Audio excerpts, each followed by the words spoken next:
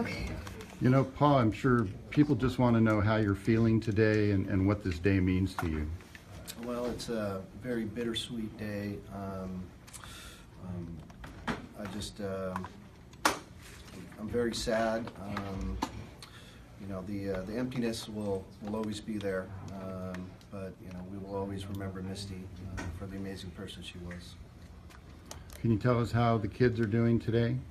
The kids are doing good. They're, you know, we try to keep the kids living as normal as a life as possible, going to school. My son is off at university, and Mia's at high school, and trying to have a normal day. I told the kids what was going on today, and we felt it was best that they just went about their day. Paul, if you had something to say to these two individuals who did this, what would you tell them face to face?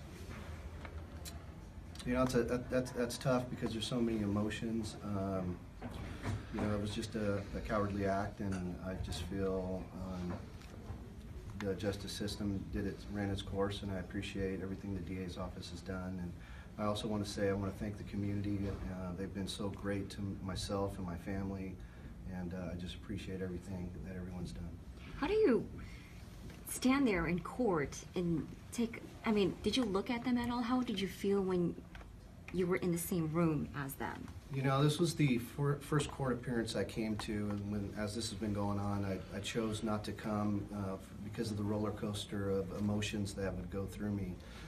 Today was the first day I got to see them face to face, and it was tough. It was tough knowing that they're going to be, you know, living their lives, whether it's in prison, but they're still alive and they still get to live, whereas Misty is no longer with us.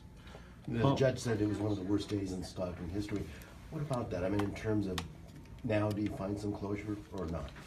Well, you know, this is a little bit of closure, but once again, you know, there'll always be a huge, you know, hole in our family, and you know, especially for the kids and myself. But this is a step closer to closure. Paul, you've always been able to maintain your composure. It seems like when you're alone, there's nobody around, not the kids, not everybody, not anybody. How do you process what happened? Well, you know, it's a daily event. You know, there could be a song that comes on, I cry. There could be, I can walk into a room. You know, there's different events that will provoke the emotions. But at the end of the day, my sole purpose is to raise the kids and finish what Misty and I started. And you may not remember this because it must have been a blur for you that day, but you and I happened on each other when it was all happening in real time. And I remember you not knowing what was going on, and talk about that a little bit. Yeah,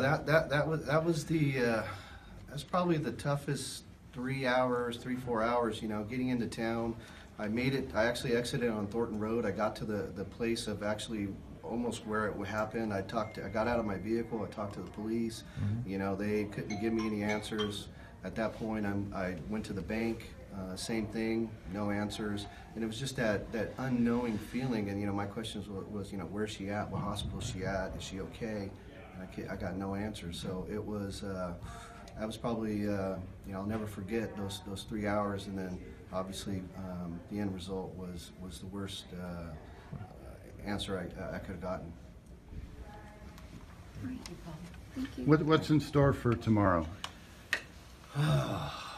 You know, tomorrow is, you know, we're gonna wake up and, you know, love my kids, give them a hug, and you know, try to take another step forward in life. We will always have Misty in our thoughts, and we'll just continue pressing forward. Thank you. Thank you.